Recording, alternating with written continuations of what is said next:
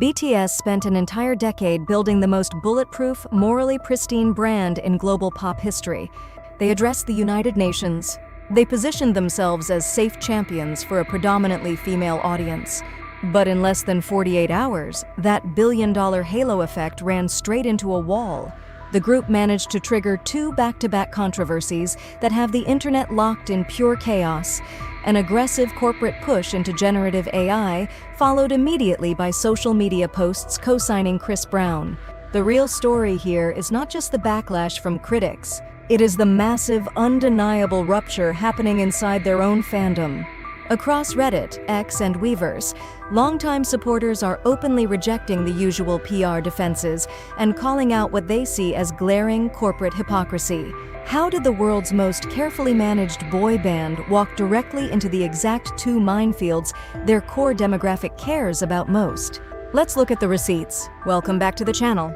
To understand why this entire situation exploded overnight, you have to look at the first domino, the Las Vegas sphere. BTS officially rolled out a massive global campaign with Google Gemini, lighting up the Vegas skyline.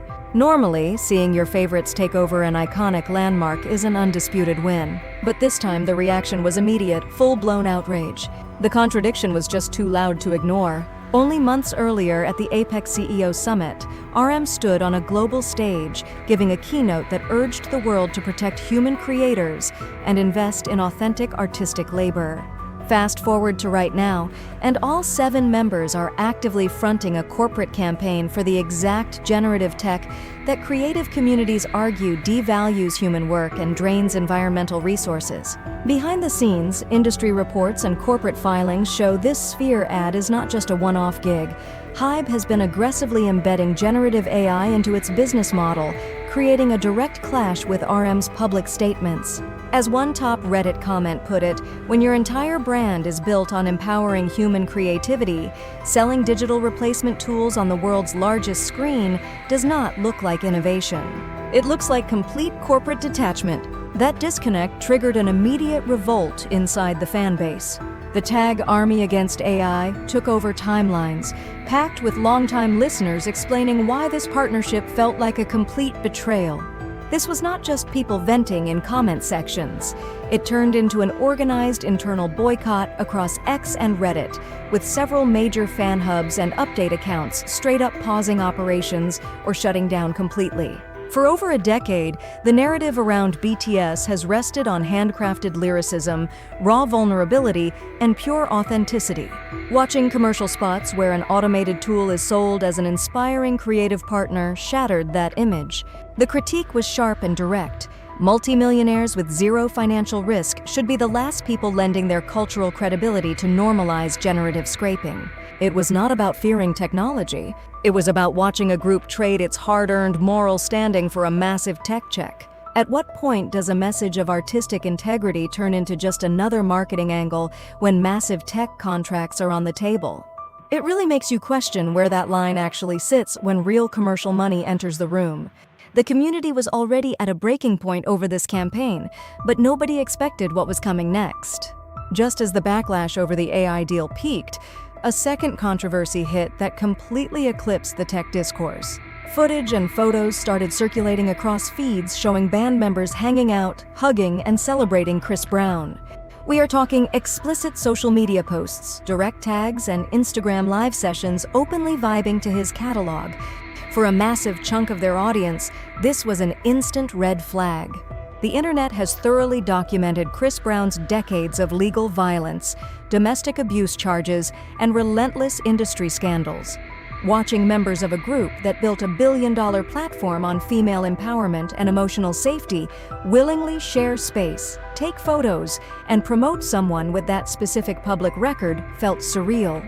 Cultural commentators from outlets like Rolling Stone noted that this move completely fractured the parasocial bond of safe, progressive masculinity BTS sold to young adult women, reducing years of feminist messaging to performative branding.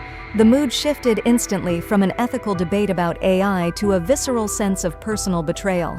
Certain corners of the fandom immediately tried running the standard defense script, claiming the members simply did not know his history due to language barriers or cultural isolation. But in 2026, the internet is not buying that excuse for a second. Commentators across X and TikTok dismantled that argument in real time, calling it out for what it really is: pure infantilization. These are 30-year-old industry veterans backed by massive research teams and global PR machines that vet every single public move. On top of that, BTS built their entire sonic foundation on hip-hop and black culture. As countless voices pointed out, you cannot claim you are deeply tapped into American music culture to draw artistic inspiration and then pretend to be completely blind to its most notorious, highly publicized legal controversies. If you appreciate deep dives that cut through the PR noise and break down the real receipts behind internet culture, hit that subscribe button right now so you never miss an unfiltered analysis. The backlash became so intense that it broke right through the group's most controlled digital spaces. The criticism was no longer trapped on anonymous forums. It was trending directly on Weverse, the platform owned and operated by Hybe. Female fans posted extensive open letters highlighting the painful hypocrisy of claiming to read feminist theory while publicly cheering on a man with a documented history of violence against women. Then came the reports of censorship, with users claiming the platform began filtering keywords and restricting comments on threads posted by domestic violence survivors. For years, the official PR playbook always separated the members from the corporate machine, blaming management for every misstep while keeping the idols clean. But when grown adults with massive global influence choose these associations in broad daylight, public sentiment on places like Reddit made it very clear: the Innocence card has expired. Can we still separate the artist from the corporate machine when grown adults with immense cultural influence repeatedly choose these public alliances in plain sight?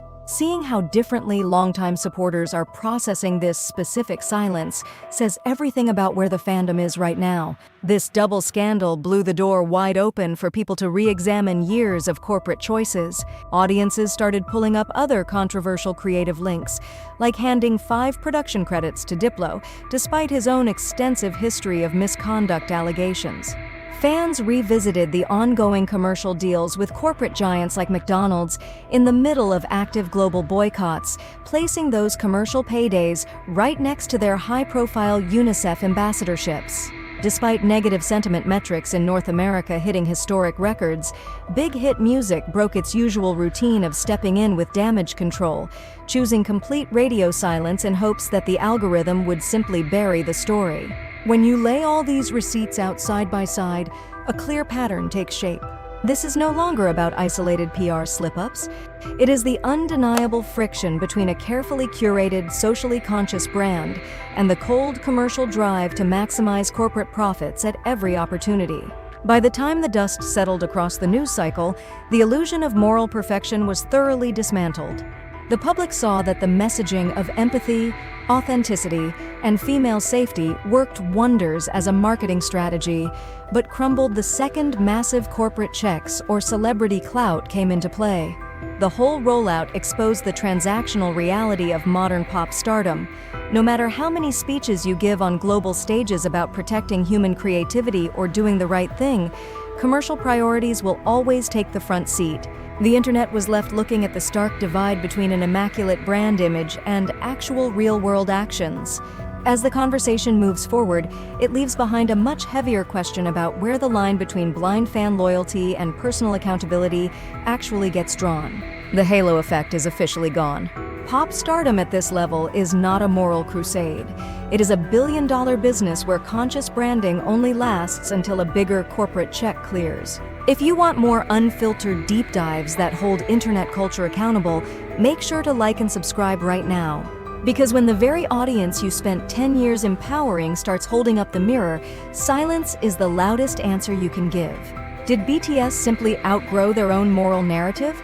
Or was the social consciousness just the most profitable aesthetic all along?